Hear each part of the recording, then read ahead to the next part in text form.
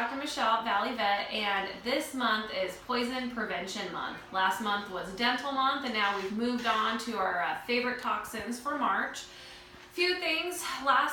For Dental Month alone, we saw more toxin exposures than we have probably in the last 6 months. And so this March, we're really going to hit toxin awareness pretty hard so that we can get you guys familiar with the most common things that we see, what the clinical signs are for those things, and how to prevent them. So today is our first video, and we are going to focus on marijuana today. We see a lot of marijuana toxicity, mostly in dogs. I have had a couple cats though with the same issue, and it's been something that we've seen for a long time. I do think in the last probably 6 months we've seen more than normal, and I think as marijuana becomes legal in most states, it's becoming a normal practice that people are partaking in, and I think there's just not enough awareness out there for people to realize just how much dogs and cats will get into the stuff. And in regards to that, they will get into it any way possible. I mean, I've seen it from, I've had dogs that people are telling me that, you know, they're on a marijuana farm, that there's no way their dog could get into it, got into pot. I've had cats in the room with the owner, and the owner's like, well, I usually have this put away, he's been around it forever, got into pot. I've had dogs that actually got into creams for arthritis and were in a coma for almost 2 days. I've had dogs, obviously edibles, like any type, dogs have gotten into those. And then I've also had I guess the trimmings or some of the waste products afterwards. Dogs are getting into the trash, they're pulling these things out, and they're showing clinical signs associated with that. So the biggest thing is, if we're talking with you over the phone, you're in here with your dog, and we start going over our different clinical signs and our toxin exposure, and we mention something about marijuana, if you have any of it in your house, if you have new people in your house that you don't know what they may have, if there's any possibility, just let us know, and we'll be able to work with it easier. Because once we know that it is marijuana, it is something that we can treat, and majority of time pets do really well afterwards.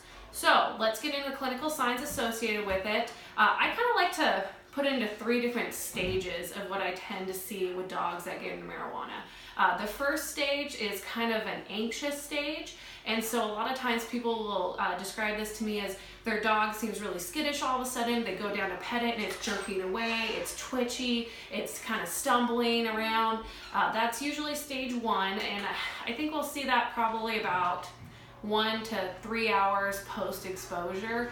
From there, we have varying degrees of severity, and it all depends on how much they got into, which unfortunately most of the time we have no idea, so we're just kind of guess.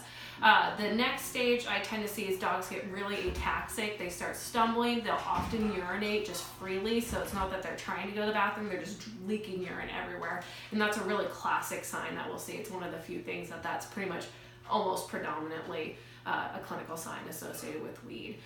The last stage is they get very, very sleepy, and this really depends on how much they got into.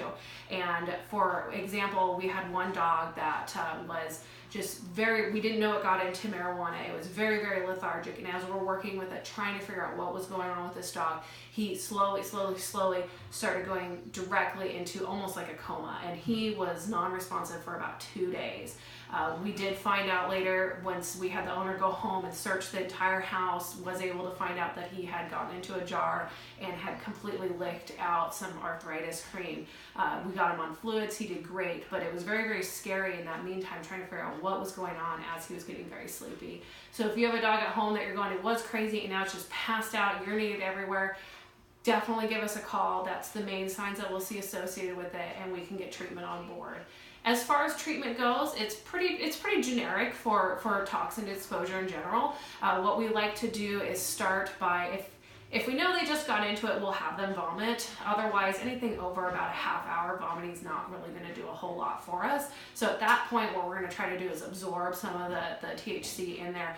And with that, we're going to use activated charcoal. So they'll get a nice, yummy activated charcoal meal, followed by fluid therapy. So we're just going to try to flush the body and kind of help them work out the toxins that are causing them to have those behavior changes. Usually, most of the dogs that we have here, about 24 hours is the turnaround time from initial signs and treatment to when we see them get better.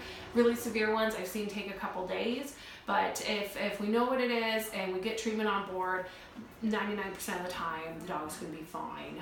It's very scary though before that. If we don't know what they got into, it's very scary for owners at home, obviously. And so the best thing I can say for prevention is just keep it up. Don't put it in your trash, they will get into it. Don't throw stuff out in your compost pile, they will get into it. And even if you have a dog that's been exposed to it before and never showed signs before, it can still show signs at any point. So if that's the case, just let us know and we'll be able to help you treat it. So this concludes our first toxin. We'll go on, we got plenty more, but hopefully that'll give you some great information and help you with future endeavors in the area. And as always, keep your stuff up, keep it out of the way, and we'll see you at your clinic.